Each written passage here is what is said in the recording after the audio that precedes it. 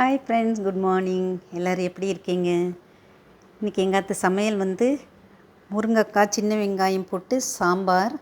இது வாழைக்காய் பொடி மாஸ் எப்படி பண்ணணுன்னா, வாழைக்காயை கரெக்டாக வேக வச்சுக்கணும். ரொம்ப குழையக்கூடாது, ரொம்ப வேகாமல் இருக்கக்கூடாது. வேக வச்சுட்டு அதை துருவி வச்சுக்கணும். கேரட் துருவி வச்சுட்டு அப்புறம் இலுப்பு சட்டியில் கடுகு, உளுத்தம்பருப்பு, கடலைப்பருப்பு, பெருங்காயம், கருவேப்பிலை எல்லாம் தாளிச்சிட்டு இஞ்சி, பச்சை மிளகா அதையும் போட்டு நல்லா வதக்கிட்டு இந்த துருவின வாழைக்காயும் போட்டு ஒரு வதக்கிட்டு அப்புறம் தேங்காய் மேலே தூவிட்டு கொத்தமல்லி இலை வேணுன்னா போட்டுக்கலாம், அதெல்லாம் ஆப்ஷன் தான். அதுக்கப்புறம் எலுமிச்சம்பழம் பிழிஞ்சு சாப்பிட்டா ரொம்ப நல்லாயிருக்கும். இது சுண்டைக்காய் பொரியல்.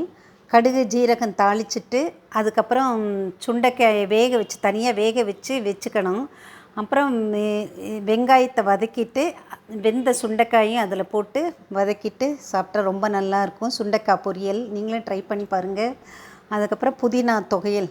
இந்த புதினா தொகையல் எப்படி பண்ணால், புதினா கொஞ்சம், கொத்தமல்லி கொஞ்சம் நல்லா வதக்கிட்டு அப்புறம் கடுகு, உளுத்தம்பருப்பு, மிளகாப்பழம், பெருங்காயம், கொஞ்சம் பூண்டு எல்லாத்தையும் தாளிச்சிட்டு கொஞ்சம் புளியை வச்சுட்டு இதை வதக்கிட்டு ஆற வச்சு மிக்சியில் போட்டு அரைக்கணும். நல்லாயிருக்கும். இதை பண்ணி பாருங்கள். எங்கிட்ட எப்படி இருக்குன்ட்டு கமெண்ட்டில் சொல்லுங்கள். Thank you friends.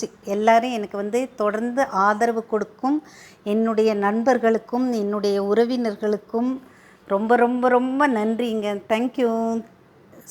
யாரையும் சப்ஸ்கிரைப் பண்ணாதவங்களாம் please subscribe my channel. Thank you.